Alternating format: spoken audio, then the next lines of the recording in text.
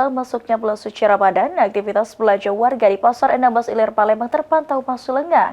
Sejumlah pedagang menyebutkan pembeli belum mengalami peningkatan dan keramaian pasar diperkirakan baru terjadi mendekati Hari Raya Idul Fitri.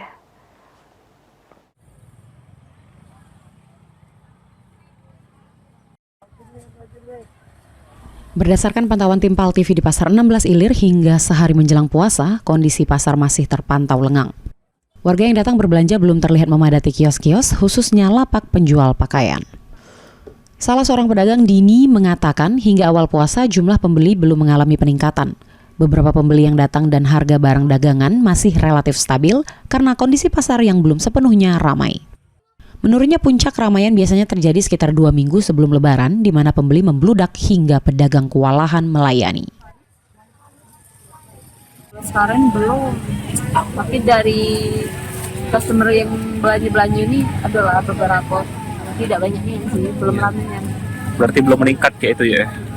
Puncaknya kan biasanya 2 minggu nak Lebaran itu ramainya.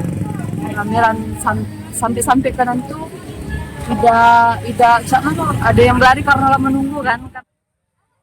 Hal serupa disampaikan pedagang lainnya, Risman. Keramaian Pasar 16 Ilir biasanya mulai terasa sekitar 14 hingga 15 hari menjelang Lebaran. Bahkan saat mencapai puncaknya, hampir seluruh ruas jalan di kawasan pasar menjadi sempit akibat padatnya pengunjung. Kalau hari ini paling kalau paling untuk sembahyang tarawih itu mah berapa tapi masih jauh, sudah jalan.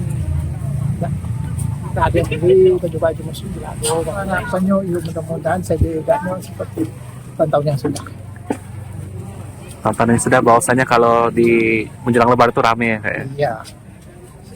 Itu kalau pendapat ya lebih dari yang tahun yang sebelumnya. Para pedagang berharap aktivitas belanja masyarakat akan meningkat dalam beberapa pekan ke depan. Dan keramaian tahun ini dapat menyamai bahkan melampaui tahun-tahun sebelumnya.